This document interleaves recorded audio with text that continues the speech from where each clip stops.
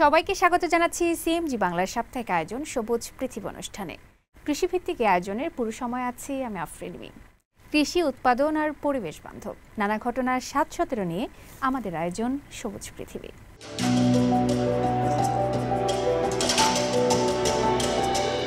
উটের দুধ উৎপাদনে নিজেদের ভাগ্যের চাকা পাল্টেছেন উত্তর পশ্চিম চীনের হোচং কাউন্টির বাসিন্দারা। কাউন্টির উদ্যোগে কোম্পানি সমবায় এবং পশুপালকরা একত্রিত হয়ে তৈরি করেছেন মানসম্মত প্রজনন কেন্দ্র। আধুনিক প্রযুক্তি ও জৈব পদ্ধতিতে তৈরি করা খাঁটি উটের দুধ পাউডার এখন জাতীয় ও আন্তর্জাতিক বাজারে বিক্রি হচ্ছে।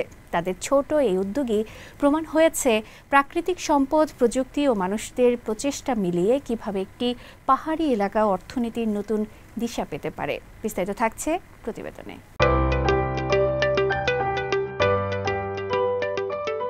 চীনের উত্তর পশ্চিমের উইগুর স্বায়ত্তশাসিত অঞ্চল শিনচিয়াংয়ের ইলি কাজাক প্রিফেকচারের কোলে অবস্থিত নয়নাভিরাম এক জেলা হুয়োছং কাউন্টি। টিয়ানশান পর্বতের উত্তর পাদদেশে অবস্থিত এই অঞ্চল যেন প্রকৃতির আঁচলে লুকানো এক স্বর্গভূমি। সবুজে মোড়া তৃণভূমি, স্বচ্ছ ঝর্ণার ধারা আর নির্মল বাতাসে ভরা শান্ত এক প্রান্তর। একসময় এখানে মানুষ মূলত প্রচলিত গবাদি পশু পালন করেই জীবিকা নির্বাহ করত, কিন্তু সময় বদলেছে। এখন এই অঞ্চলের নতুন আশার নাম উটের দুগ্ধ শিল্প। প্রাকৃতিক সম্পদকে কাজে লাগিয়ে স্থানীয় সরকার ও ব্যবসায়ী প্রতিষ্ঠান মিলে তৈরি করেছে নতুন উন্নয়ন মডেল, যেখানে একসঙ্গে চলছে বিশেষায়িত পশুপালন, প্রক্রিয়াজাত শিল্প আর ইকো ট্যুরিজম। প্রথাগত পশুপালনের উপর ভিত্তি করে এখন হুয়োছং কাউন্টিতে গড়ে উঠেছে মানসম্মত উটের দুধের খামার। এই খামারগুলোতে কাজ করছে স্থানীয় পশুপালক, সমবায় ও বড় বড় কোম্পানির যৌথ উদ্যোগে। উন্নত জাতের উট, পরিচ্ছন্ন পরিবেশ আর অর্গানিক পদ্ধতিতে উৎপাদিত দুধ সব মিলিয়ে এখানকার উটের দুধ এখন দেশের গণ্ডি পেরিয়ে পৌঁছে যাচ্ছে আন্তর্জাতিক বাজারেও। স্থানীয় শীর্ষ প্রতিষ্ঠান ফংচাং প্যাস্টার ডেইরি কোম্পানি এখন উটের দুধ প্রক্রিয়াজাত করছে সর্বাধুনিক প্রযুক্তিতে।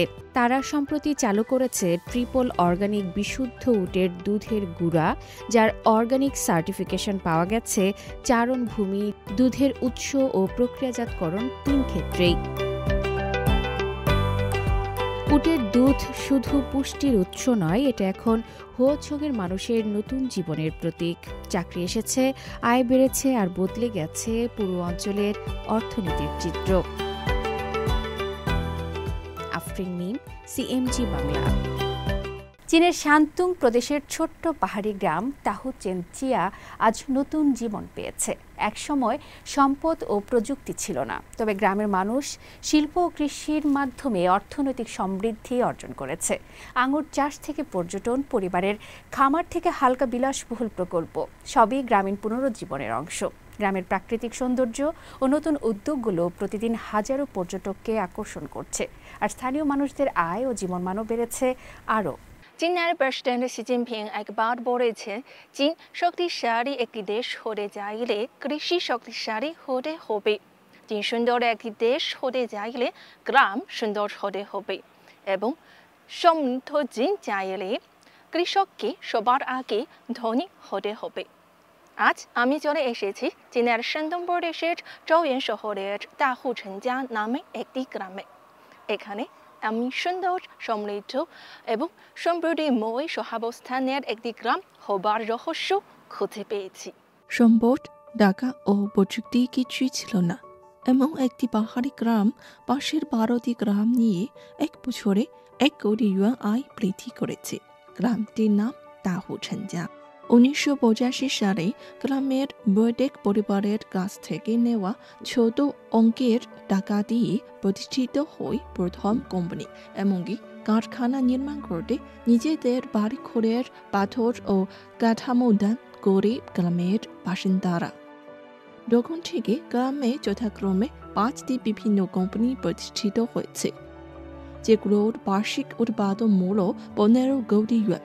এমন সময় গ্রামের প্রজা বিশেষ একটি সিদ্ধান্ত গ্রহণ করেন, আর সেটি হচ্ছে গ্রামের কৃষির উন্নয়ন করতে হবে।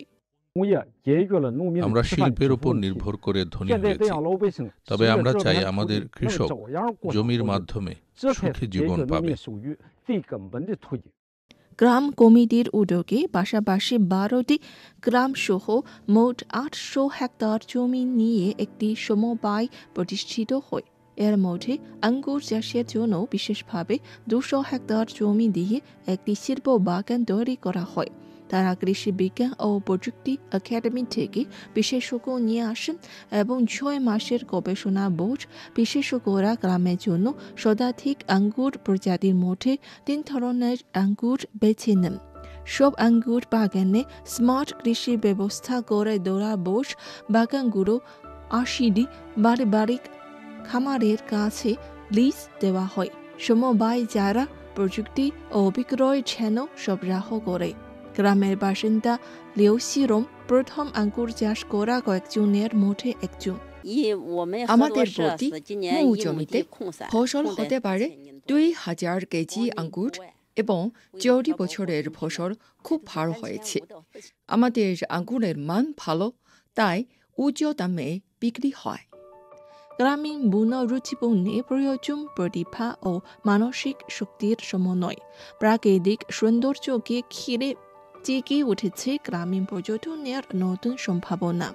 সবুজ পাহাড় ও স্বচ্ছ নদী ঘেরা পরিবেশে ভর করে গড়ে উঠেছে জাতীয় স্তরের এই পর্যটন কেন্দ্র। গ্রামের প্রাকৃতিক পরিবেশের সাথে মিলিয়ে আমরা বিদ্যুৎবিহীন ক্রীড়া প্রকল্প, ক্যাম্পিং এবং হালকা বিলাসবহুল পর্যটন প্রকল্প চালু করেছি। বার্গ 1 বছরের মতো চালু হয়েছে, যেখানে শীর্ষ সময় প্রতিদিন 4 থেকে 5,000 পর্যটক আসেন এবং একদিনে শুধু টিকিট বিক্রি থেকে আয় হতে পারে 2 লক্ষাধিক ইউয়ান।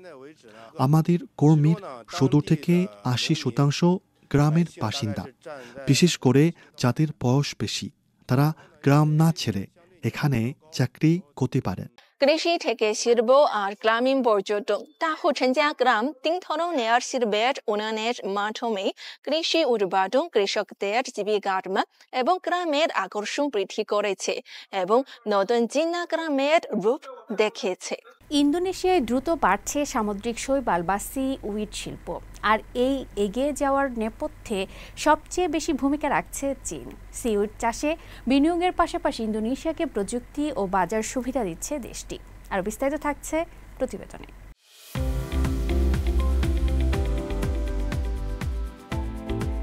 ইন্দোনেশিয়ার সুলাওয়েসি দ্বীপ। বহু বছর ধরেই এখানকার মানুষ চাষ করছেন সিউইড বা সামুদ্রিক শৈবাল, যা কিনা বদলে দিচ্ছে এখানকার মানুষের জীবনযাত্রা। ইন্দোনেশিয়ার স্থানীয় পণ্যগুলোর মধ্যে আন্তর্জাতিক বাজারে বেশ সমাদৃত হচ্ছে সিউইড। বিশেষ করে চীনে এর চাহিদা অনেক। আগে খুঁটির উপর ঘরে থাকতাম, এখন ইটের ঘর। সন্তানরা কলেজে পড়ছে, সবই সিউডের চাষের কারণে। আমাদের জীবন সত্যিই বদলে গেছে।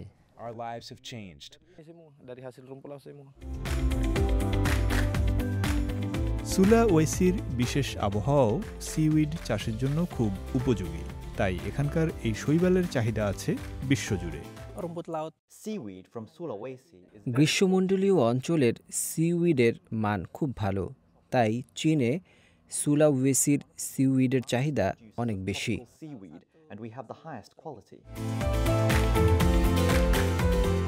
চীন এখন ইন্দোনেশিয়ার সবচেয়ে বড় সিউইড ক্রেতা।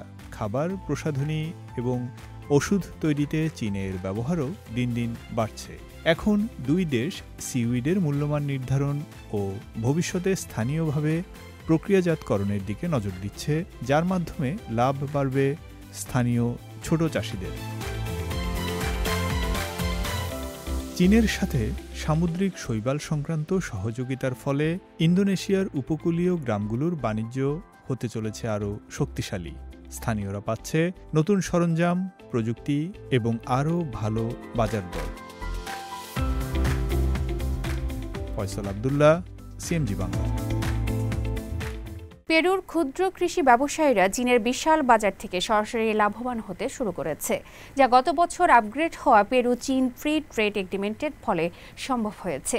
চীনের ক্রেতাদের ক্রমবর্ধমান চাহিদা পেরুর রপ্তানি খাতকে নতুন উচ্চতায় নিয়ে গেছে। আর বিস্তারিত থাকছে প্রতিবেদনে।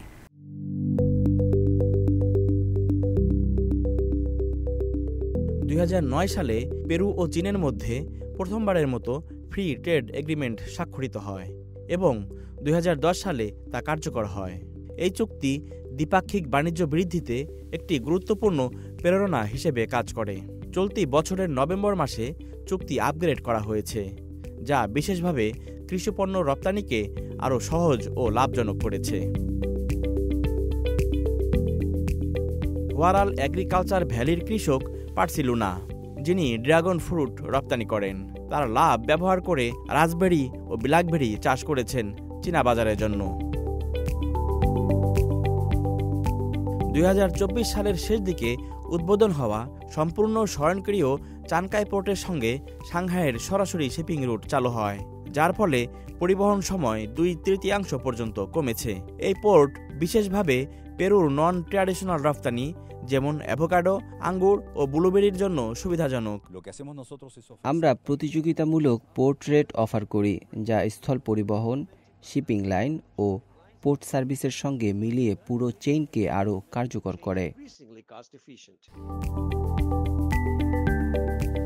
আপগ্রেড হওয়া চুক্তির আওতায় পেরু কঠোর ফাইটোস্যানিটারি নীতিমালা বাস্তবায়ন করেছে, যা চীনে রপ্তানি হওয়া কৃষিপণ্যের জন্য স্বাস্থ্য নিরাপত্তা নিশ্চিত করে। এছাড়াও পেকান, ফ্রোজেন ব্লুবেরি, আম ও অ্যাভোকাডো এখন সহজেই এশিয়ান বাজারে রপ্তানি করা সম্ভব। নতুন চুক্তি এবং চানকাই পোর্টের সুবিধার সমন্বয় পেরুর কৃষি রপ্তানিকে এক নতুন উচ্চতায় নিয়ে যাচ্ছে, যা দেশের অর্থনীতি ও স্থানীয় কৃষকদের জন্য উল্লেখযোগ্য সুফল বয়ে আনছে। আল আমিন আজাদ, সিএমজি বাংলা। বিশ্বের দ্বিতীয় বৃহত্তম বালির মরুভূমি তাকলামাকান। একসময় উত্তর পশ্চিম চীনের এই স্থানটি ছিল একেবারেই চাষের অযোগ্য। আজ সেটি পরিণত হয়েছে এক সমৃদ্ধ জলজ চাষের কেন্দ্রে। রুক্ষ এ মরুভূমিটিতে এখন চলছে কাঁকড়া, লবস্টার এবং সি বাস মাছের চাষ। হোতান কাউন্টির কৃষকরা এই অসম্ভবকে সম্ভব করেছেন প্রযুক্তির জোরে। আর বিস্তারিত থাকছে প্রতিবেদনে।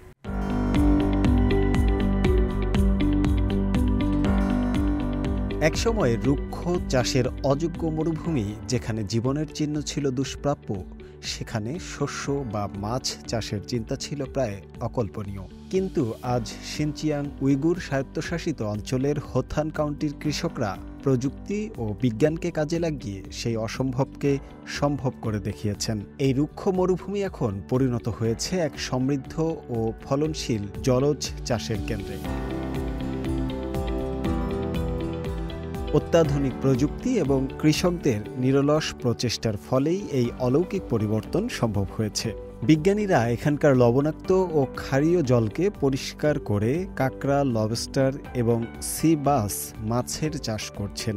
আগে এই জমি একদমই চাষের অযোগ্য ছিল, কিন্তু গত কয়েক বছর ধরে স্থানীয় কৃষকরা বৈজ্ঞানিক উপায়ে মরুভূমিতে পানি এনে এবং মাটির মান উন্নত করে এই অনুর্বর জায়গাকে একটি সফল মাছ ও জলজ প্রাণীর চাষের কেন্দ্রে পরিণত করেছে। কাউন্টির একটি চাষের কেন্দ্রের কর্মীরা ছোট একটি নৌকা নিয়ে পুকুরে কাঁকড়া ধরছেন, যেখানে প্রতিদিন গড়ে প্রায় 500 কেজি কাঁকড়া ধরা পড়ছে। কাঁকড়াগুলোকে মার্চ মাসে পুকুরে ছাড়া হয়েছিল এবং 7 মাস পালনের পর এখন তা তোলার জন্য উপযুক্ত হয়েছে। হোথান কাউন্টির মরুভূমি জলজ চাষ কেন্দ্রের কর্মচারী লাই চুন জানান, এবছর কাঁকড়ার উৎপাদন প্রায় 40 টন হবে বলে অনুমান করা হচ্ছে এবং সিবাসের উৎপাদন হবে প্রায় 30 টন। ব্লু লবস্টারের উৎপাদন সামান্য কম হতে পারে, যা হবে কয়েক টন। তারা আশা করছেন মোট উৎপাদন 70 টনেরও বেশি হবে। শুভ আনোয়ার, সিএমজি বাংলা। প্রিয় দর্শক, আমরা অনুষ্ঠানের একদম শেষ পর্যায়ে চলে এসেছি। অনুষ্ঠানটি টেলিভিশনের পাশাপাশি সামাজিক যোগাযোগ মাধ্যমে দেখতে www.facebook.com/cmg বাংলা এবং ইউটিউব চ্যানেল সিএমজি বাংলাতে ক্লিক করুন। আগামী সপ্তাহে আবার দেখা হবে একই দিন একই সময়। সবাই ভালো থাকুন, নিরাপদে থাকুন আর থাকুন সবুজের সঙ্গে।